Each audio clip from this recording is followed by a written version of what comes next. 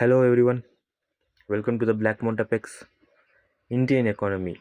இது கேட்டதும் பல பேர் சரி இந்த டார்ச்சர் வேணாம் இல்லை ஸ்கிப் பண்ணிடலாம் இப்படி பல பேருக்கு தோணும். But economy is not that difficult. Okay, இது ஒரு ஸ்டோரி தான். மணி, ஜாப்ஸ், ப்ரொடக்ஷன், ப்ரைஸஸ், டேக்ஸஸ், சர்வைவலுங்கிற நிறைய கேரக்டர்ஸ் கொண்ட ஒரு ஸ்டோரி.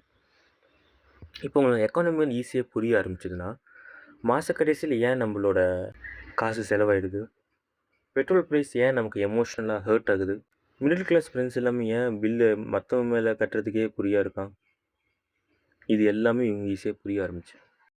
எக்கானமியை பொறுத்த வரைக்கும் இப்போ நீங்கள் ஃபேக்ட்ரி வச்சுருக்கீங்கன்னா, இப்போ இந்த ஃபேக்ட்ரி ஒரு ஃபர்னிச்சர் ஃபேக்ட்ரியாக இருக்கலாம். அந்த ஃபேக்ட்ரிக்கு எத்தனை மரக்கட்டிங்க வருது, அது எவ்வளவு நீங்கள் பாலிஷ் பண்ணி ஃபர்னிச்சராக மாற்றுறீங்க, அதை எந்தெந்த கடைக்கு டிஸ்ட்ரிபியூட் பண்ணுறீங்க, ஓகே, யாரெல்லாம் அதை வாங்குறாங்க, இது மாதிரியான முக்கியமான டீட்டெயில்ஸ் உங்களுக்கு வந்து சேர்ந்துடும். ஸோ இது ஒரு ஃபேக்ட்ரியால் பார்க்கும்போது அதுவே இதே ஸ்கேலில் ஒரு இந்தியா மாதிரியான கண்ட்ரிக்கு நீங்கள் வச்சு பார்த்தீங்கன்னா அதுதான் economy. Factories, shops, banks, workers, transport, taxes, customers, government, every thing connected together, எல்லாமே ஒன்று சேரும். அது ஃபார்ம்ஸ் எக்கானமி. ஒரு ரியல் லைஃப் எக்ஸாம்பிள் பார்க்கும் பொழுது, இப்போ நீங்கள் சிக்கன் பிரியாணி வாங்குறீங்க, ரெஸ்டாரண்ட் ரைஸ் வாங்குது, ஃபார்மர்ஸ் ரைஸை விளைய வைக்கிறாங்க, ட்ரக்கு ரைஸை டிரான்ஸ்போர்ட் பண்ணுது, கவர்மெண்ட் ஜிஎஸ்டியை கலெக்ட் பண்ணிட்டுது, குக்கு தனக்கான சேலரியை வாங்கிக்கிறாரு, ஸ்விக்கி அதுக்கான கமிஷன் எடுத்துக்குது, கஸ்டமர்ஸ் நீங்கள் நாம் சேவிங்ஸை லூஸ் பண்ணுறோம். இது ஒரு என்டையர் சைனீஸ் எக்கானமி. ஸோ முதல்ல பார்க்க போகிறது கேபிட்டலிஸ்ட் எக்கானமி. இந்த கேபிட்டலிஸ்ட் எக்கானமியை பொறுத்த வரைக்கும் இது ஒரு ப்ரைவேட் இண்டிவிஜுவல்ஸ் அண்ட் ப்ரைவேட் கம்பெனிஸால் ரூல் பண்ணப்படுற ஒரு எக்கானமி. இதில் கவர்மெண்ட்டோட அந்த இன்டர்ஃபரன்ஸுங்கிறது minimal, almost no. Okay, so private individuals and companies ஒரு முக்கியமான கண்ட்ரோல் எடுத்துக்கும். எக்ஸாம்பிள் சொல்ல போனால் USA, United States of America is best example for capitalist economy. இவங்களோட ஃபியூச்சர்ஸ் பொறுத்த வரைக்கும் ப்ரைவேட் ஓனர்ஷிப், காம்படிஷன் அதிகமாக இருக்கும், அண்ட் இவங்களோட முக்கியமான அந்த ப்ராஃபிட் மோட்டிவ்ங்கிறது ப்ராஃபிட் தான். நாடு நல்லா இருக்கணும், மக்களோட அந்த ஏற்றத்தில் கம்மியாக இருக்கணும், மக்கள் எல்லாமே சந்தோஷமாக நிம்மதியாக இருக்கணுங்கிறதை தாண்டி இவங்களோட முக்கியமான மோட்டிவ் இஸ் அ ப்ராஃபிட். நினச்சி பாருங்கள், ஒரு companies like apple, Amazon, Tesla, இது மாதிரியான கம்பெனிஸ் எல்லாமே ப்ராஃபிட் தான் ஏர்ன் பண்ண பார்ப்பான். இந்த நாட்டில் ஏழைங்களும் இருக்கக்கூடாதுன்னு நினைப்பானா? இல்லை. அவங்களோட முக்கியமான மோட்டிவ் என்னது? To earn more profit. Capitalism பொறுத்த வரைக்கும் கம்பெனிஸ் எல்லாமே அக்ரெசிவாக கம்பீட் பண்ணிப்பாங்க. பட் இதோட அட்வான்டேஜஸ் பொறுத்த வரைக்கும் உங்களுக்கு இனோவேஷன் அதிகமாக இருக்கும். இந்த மாதிரி கண்ட்ரீஸில் நிறைய விதமான புது இனோவேஷன்ஸ், புது கண்டுபிடிப்புகள் வந்துக்கிட்டே இருக்கும். காம்படிஷன் அதிகமாக இருக்கிறதுனால இந்த ப்ராடக்ட்ஸோட குவாலிட்டி இன்க்ரீஸ் ஆகும், இம்ப்ரூவ் ஆகும். ஏன்னா அவனோட நான் சரியாக செஞ்சதான் என்னோடய பிராண்டை கஸ்டமர்ஸ் வாங்குவோம். அப்போ நம்ம எப்படி குவாலிட்டி இம்ப்ரூவ் பண்ணுறதுன்னு பார்ப்பாங்க. நிறைய சாய்ஸஸ் இருக்கும். ஏ இல்லைனா பி, பி இல்லைனா சி, சி இல்லைனா டி, இது நிறைய விதமான சாய்ஸஸ் வந்து இந்த மாதிரி கேபிட்டலிஸ்ட் கண்ட்ரீஸில் இருக்கும். ஆனால் டிஸ்அட்வான்டேஜஸ் பொறுத்த வரைக்கும் இந்த மாதிரியான கேபிட்டலிஸ்ட் எக்கானமியில் பணக்காரங்க ஆகிட்டே போவாங்க, ஏற்றத்தாழ்வு அதிகமாகிட்டே போகும். ஓகே, ஸோ இதுதான் வந்து capitalist economy. Best example USA. Socialist எக்கானமியை பொறுத்த வரைக்கும் அப்படியே ஆப்போசிட். கவர்மெண்ட் தான் மேஜர் இண்டஸ்ட்ரீஸ், ரிசோர்ஸஸ் எல்லாத்தையும் கண்ட்ரோல் பண்ணிக்கும். பெஸ்ட் எக்ஸாம்பிள் ரஷ்யா, இல்லை நார்த் கொரியா, சைனா, இது எல்லாமே best example for socialist economy. இவங்களோட அந்த ஃபோக்கஸுங்கிறது ஈக்குவாலிட்டியில் இருக்கும். பப்ளிக் ஓனர்ஷிப் இதில் முக்கியம், இந்த ப்ரைவேட் ஓனர்ஷிப் ரொம்பவே கம்மி. கவர்மெண்ட் அந்த இன்இக்வாலிட்டியை ரெடியூஸ் பண்ண ட்ரை பண்ணும். அட்வான்டேஜஸ் என்ன அப்படின்னா, இவங்களோட முக்கியமான ஃபோக்கஸ் சோஷியல் வெல்ஃபேர். இன்இக்வாலிட்டி கம்மியாயிடும், அதாவது ஏற்றத்தாழ்வு கம்மியாகிடும் இந்த மாதிரி சோஷியலிஸ்ட் கண்ட்ரீஸில். ஆனால் இதோட டிஸ்அட்வான்டேஜஸ் பொறுத்த வரைக்கும் இந்த காம்படிஷன் கம்மியாக இருக்கும். ஏன்னா கவர்மெண்ட் தான் இல்லை மெயின் அப்படிங்கிறதால, ஸோ அவங்க கொடுக்குற ப்ராடக்ட்டும் யூஸ் பண்ணுற மாதிரி இருக்கும். காம்படிஷன் ரொம்பவே கம்மியாகிடும். இனோவேஷன், புது கண்டுபிடிப்புகள் இங்கே வந்து ரொம்ப ஸ்லோவாகிடும். ஓகே, ஸோ அதுதான் வந்து socialist economy. Best example Russia, North Korea, China. Fine, done. அடுத்து மிக்ஸ்டு எக்கானமி, மோஸ்ட் இம்பார்ட்டண்ட். இது காம்பினேஷன் ஆஃப் கேபிட்டலிசம், சோஷியலிசம். நம்மளோட கண்ட்ரி என்டையராக கேபிட்டலிசமும் கிடையாது, சோஷியலிசமும் கிடையாது. இந்தியால பிரைவேட் கம்பெனிஸும் வந்து எக்ஸிஸ்ட் ஆகுது. கவர்மெண்ட் கம்பெனிஸுமே வந்து எக்ஸிஸ்ட் ஆகுது. உதாரணத்துக்கு ரிலையன்ஸ், இன்ஃபோசிஸ், டாடா அதுவுமே இருக்குது. கவர்மெண்ட் சைட்ல இந்தியன் ரயில்வேஸ், எஸ்பிஐ அதுவுமே இருக்குது. ஸோ மிக்ஸ்டு எக்கானமியை பொறுத்தவரைக்கும் எதை பேலன்ஸ் பண்ண ட்ரை பண்ணுது? Growth, social welfare, opportunity and சமூக நீதி, சோஷியல் ஜஸ்டிஸ் எல்லாத்தையுமே வந்து பேலன்ஸ் பண்ணுறது தான் மிக்ஸ்டு எக்கானமி. ஸோ இதுதான் வந்து 3 கிளாசிஃபிகேஷன்ஸ் எக்கானமிக் சிஸ்டம். இதை வச்சு பல கண்ட்ரிஸுமே நம்ம வந்து எக்ஸாம்பிளாக பார்த்தோம். இப்ப அடுத்து பார்க்கும்போது ஜிடிபி, கிராஸ் டொமஸ்டிக் ப்ராடக்ட். இந்த ஃபினான்ஷியல் இயருங்கிறது 1 ஏப்ரல்லேருந்து 31 மார்ச், அதுதான் ஃபினான்ஷியல் இயர். ஏப்ரல் 1லேருந்து 31 மார்ச் வரைக்கும் அந்த ஒரு வருஷம் இருக்கு இல்லையா, அதுதான் நமக்கு வந்து ஃபினான்ஷியல் இயர். அப்போ இந்த ஃபினான்ஷியல் இயரில் நம்ம இந்தியா எவ்வளவு கூட்ஸ் அண்ட் சர்வீசஸை தயாரிக்குது within the territory of country, இது ரொம்ப முக்கியம்.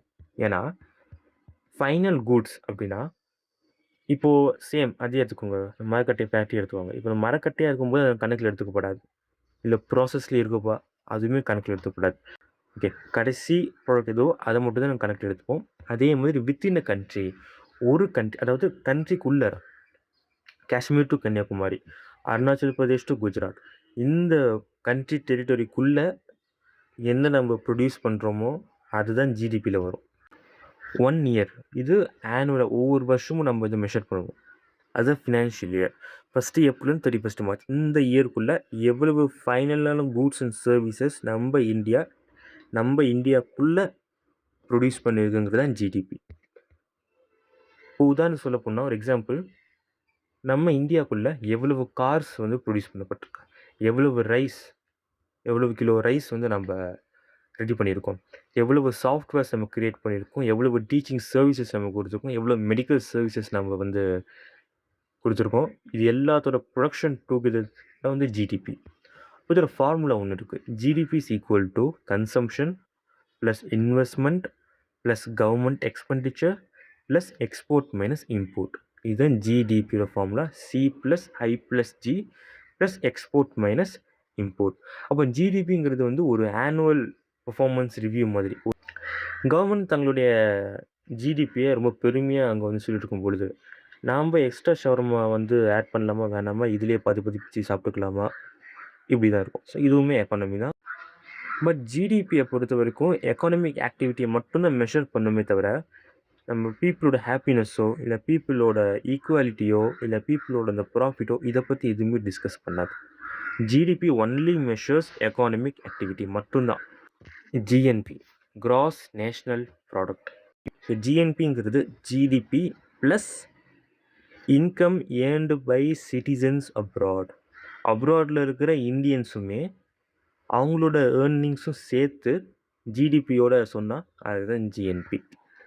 இப்போ இந்தியன் இன்ஜினியர் ஒருத்தர் துபாயில் வேலை செஞ்சுருக்காரு, அவரோட இன்கம் தனியாக இருக்குது. ஸோ அந்த இன்கம் ஜிஎன்பியில் வந்துடும். Main difference GDP and GNB என்னென்னா, ஜிடிபி கிராஸ் டொமஸ்டிக் ப்ராடக்ட் பொறுத்த வரைக்கும் இந்தியாவுக்குள்ளே அவ்வளோதான். இந்தியாவுக்குள்ளே எந்த கூட்ஸ் அண்ட் சர்வீசஸ் நீ ப்ரொடியூஸ் பண்ணாலும் சரி அது ஜிடிபியில் சேர்க்கப்படும். ஆனால் ஜிஎன்பியை பொறுத்த வரைக்கும் நீ இந்தியனாக இருந்து தான் சேர்க்கப்படும், அவ்வளோதான். ஜிடிபி நீ எங்கே வேலை செய்கிறங்கிறது பார்க்கும், இந்தியாக்குள்ளேயா ஓகே. ஆனால் ஜிஎன்பி யார் வேலை செய்கிறன்னு பார்க்கும், இந்தியனா ஓகே. இதுதான் ஜிடிபி அண்டு ஜிஎன்பிக்கான முக்கிய டிஃப்ரென்ஸ்.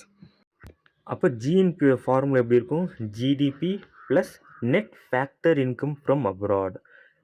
அப்ராட்லேருந்து வர இன்கம் ப்ளஸ் ஜிடிபி சேர்ந்ததுன்னா அதுதான் GNP. Inflation. Inflation is increase இந்த general level of prices of goods and services.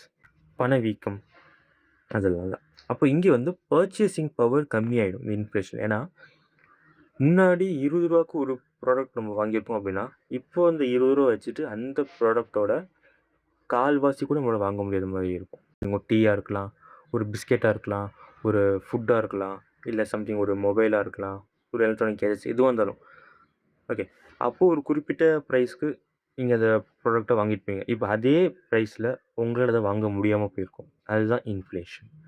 இங்கே பர்ச்சேசிங் பவர் கம்மியாயிடும், நம்மளால் அந்த பர்ச்சேஸ் பண்ண முடியாது. அந்த மாதிரியான situation that is called decrease in case of inflation. அப்போ இன்ஃப்ளேஷன் அப்போ பர்ச்சேசிங் பவருங்கிறது டிக்ரீஸ் ஆகிடும். ஆனால் இந்த மாதிரி நினச்சி பாருங்கள், இப்போ நீங்கள் ஒரு 10,000 ஒருத்தர்கிட்ட கடன் வாங்குறீங்க ஒரு குறிப்பிட்ட காலகட்டத்தில். இப்போ 2015 போல் நீங்கள் ஒரு 10,000 இமேஜினேஷன் சொல்கிறேன். 2015 போல் ஒரு 10,000 வட்டியோட ஒருத்தர்கிட்ட வாங்குறீங்க. இப்போ அந்த 10,000 வட்டியோட இது சேர்த்து 2020 போல் நீங்கள் திருப்பி கொடுத்துட்றீங்க. இப்போ 5 வருஷத்துக்கு முன்னாடி 10,000 அந்த வட்டியோடு சேர்த்து ஒரு வேல்யூங்கிறது இருக்கும். இது வச்சு நிறைய வாங்கலாம்ப்பாங்கிற மாதிரி இருக்கும். ஆனால் 2020 வரும்பொழுது அந்த 10,000 அந்த வட்டியோடு சேர்த்தும் போதும் அப்போ இருந்த வேல்யூ இப்போ இருக்குமான்னு கேட்டால் கிடையாது. அப்போ அந்த 10,000 ரொம்ப அதிகமாக இருக்கும். இப்போ அந்த 10,000ங்கிறது இதோட வேல்யூ கம்மியாக இருக்கும். ஸோ அதுதான் வந்து இன்ஃப்ளேஷன். அப்போ இந்த இன்ஃப்ளேஷன் எதனால நடக்குது? டிமாண்ட் இன்க்ரீஸ் ஆகும் பொழுது, நிறைய பையர்ஸ் வரும் பொழுது, இல்லை சப்ளை கம்மியாகும் பொழுது, இது மாதிரிலாம் இருக்கும் பொழுது இன்ஃப்ளேஷனுங்கிறது நடக்கும். இப்போ இந்த இன்ஃப்ளேஷன் பொறுத்த வரைக்கும் ஒரு சில டைப்ஸ் இருக்குது. க்ரீப்பிங் இன்ஃப்ளேஷன், இது 3லேருந்து 4% அந்த இன்ஃப்ளேஷன் ஆயிருக்கு அப்படின்னா அது க்ரீப்பிங். ஒரு 4லேருந்து 10% அது இன்ஃப்ளேஷன் ஆயிருக்குன்னா அது வாக்கிங்.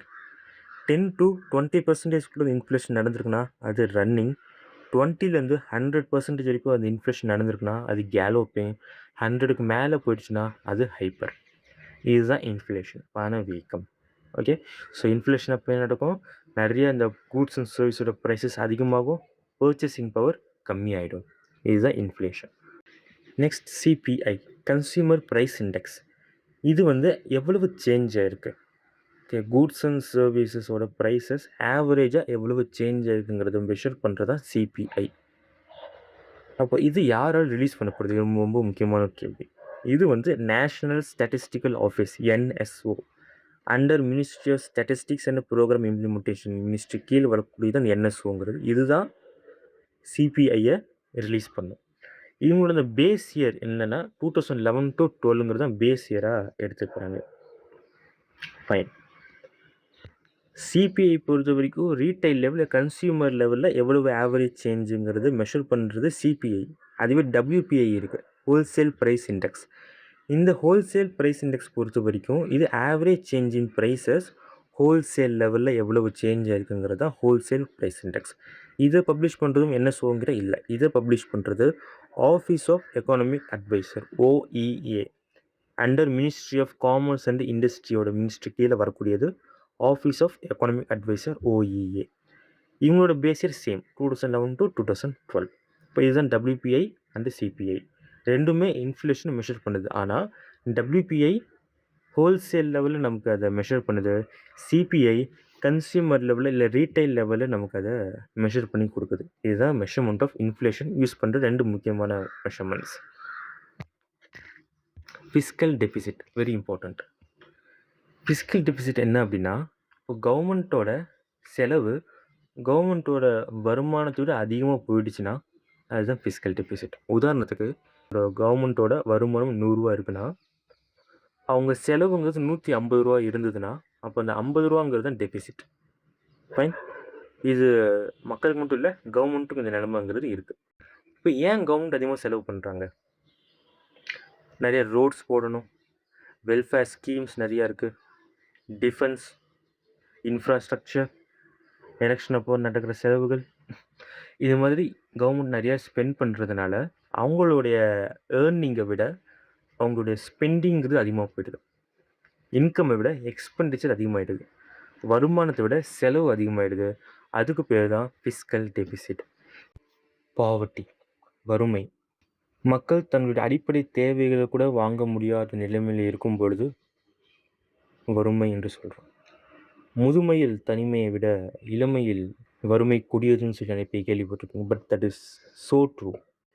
பேசிக் நீட்ஸ், சாப்பாடு, நல்ல துணி, இதுக்கு நல்ல ஒரு வீடு, நல்ல ஒரு படிப்பு, ஆரோக்கியமான ஒரு சில ஹெல்த் கேர், இதெல்லாம் தான் பேசிக் நீட்ஸ். அப்போ இதுவே ஒருத்தவங்களுக்கு கிடைக்காத பட்சத்தில் எவ்வளோ கொடுமையாக இருக்குங்கிறது நம்ம யோசிச்சு போகணும். அதுதான் வறுமை, பாவர்ட்டி. அப்போ இந்த பாவர்ட்டிங்கிறது அவன் சரியாக வேலை செய்யலப்பா, அவன் ஒழுங்காக பண்ணியிருந்தா என்னது பெரிய ஆளாக இருப்போம் நிறைய பேர் சொல்லுவாங்க. ஆனால் ஒரு சில நேரங்களில் அவன் சரியாக செய்யலைங்கிறத தாண்டி அவனுக்கான வாய்ப்புங்கிறது கிடைக்காம போயிருக்கும். அதுவுமே பல நேரங்களில் வறுமைக்கு காரணமாகவும் அமையும். ஓகே, ஸோ இதனால கவர்மெண்ட் ஒரு சில ப்ரோக்ராம்ஸுமே வந்து இன்ட்ரடியூஸ் பண்ணியிருந்தாங்க. உதாரணத்துக்கு சொல்லப்போனால் இந்த 100 நாள் வேலை திட்டம் சொல்லுவாங்க. Mahatma Gandhi national rural employment guarantee act 2005 launch பண்ணப்பட்டது. இப்போ பேரும் மாற்றிட்டாங்க. என்னென்ன வேலை அப்படின்னா ரோட் கன்ஸ்ட்ரக்ஷன், குளத்தை வந்து க்ளீன் பண்ணுறது, வாட்டர் கன்சர்வேஷன், ரூரல் டெவலப்மெண்ட், இது மாதிரியான வேலைகள் தான். அடுத்து வந்து பப்ளிக் டிஸ்ட்ரிபியூஷன் சிஸ்டம், பிடிஎஸ்ன்னு சொல்லுவாங்க. இது மக்களுக்கு லோ ப்ரைஸில் சாப்பாட்டு கொடுக்குறது. அரிசி, கோதுமை, எண்ணெய், சர்க்கரை, இது எல்லாமே ஃபார்மர்ஸ் கிட்டேருந்து வாங்கி மக்கள்கிட்ட ரொம்ப ஒரு கம்மியான விலையில் கொடுக்கறது தான் PDS, public distribution system. PMAY, Pradhan Mantri Awas Yojana, இதுலையுமே சென்ட்ரல் கவர்மெண்ட் ஸ்கீம்ஸ். அது நம்ம தனியாக ஃபுல் சென்ட்ரல் கவர்மெண்ட் ஸ்கீம்ஸை பார்க்கணும், ஏன்னா எக்ஸாம்ஸ் நிறைய கேட்கப்பட்டிருக்கு. பட் இப்போதைக்கு ஒரு இந்த டாபிக் ரிலேட்டடாக ஒரு 3 பார்த்துருக்கோம். இதில் 3ஆவதாக வந்து பிரதான் மந்திரி ஆவாஸ் யோஜனா, புவர் பீப்புளுக்கும் வீடுகள் கட்டித்தரப்படும் சொல்கிறது தான், ஹவுசிங் ஃபார் ஆல். பிஎம்ஏ அர்பனுங்கிறது வந்து சிட்டிஸ்க்காக, பிஎம்ஏ கிராமின் வந்து வில்லேஜஸ்க்காக. அப்போ இது எல்லாமே வந்து வறுமையால் வாடுகின்ற அந்த மக்கள்களுக்காக கொடுக்கப்பட்ட கவர்மெண்ட் ஸ்கீம்ஸ். இதை சரியாக கொண்டு போய் சேர்த்தாங்களாங்கிறது கேள்விக்குறி தான். ஸோ எக்கானமிக்ஸுங்கிறது வெறும் ஒரு பணம் மட்டும் இல்லை. ப்ரைஸஸ்லேருந்து, ஜாப்லேருந்து, டெவலப்மெண்ட்லேருந்து, டெய்லி ஸ்ட்ரகிள்லேருந்து, காலையில் ஏஞ்சதுலேருந்து நைட்டு தூங்குற வரைக்கும் அவன் அத்தனை எக்கானமி அவன் சந்திச்சிருப்பான் அவனுக்கே தெரியாமல். ஸோ இது உங்கள் எக்ஸாம் பாயிண்ட் ஆஃப் வியூவில் நீங்கள் படிக்கும்பொழுது வேறு எக்ஸாம் பாயிண்ட் ஆஃப் வியூ மட்டும் படிக்காமல் உங்களுடைய ரியல் லைஃப் எக்ஸாம்பிள்ஸ், நீங்கள் பார்க்குற விஷயங்கள் எல்லாத்தையும் மிக்ஸ் பண்ணி படிக்கும்போது எக்கானமியை விட இன்ட்ரெஸ்டிங் சப்ஜெக்ட் எதுவுமே இருக்காது. Hope you like this video and revision பண்ணிக்கோங்க அண்ட் ஒரு சில இம்பார்ட்டண்ட்டான பியூக்யூஸை சால்வ் பண்ணுங்கள். Okay, so all the best. Thank you.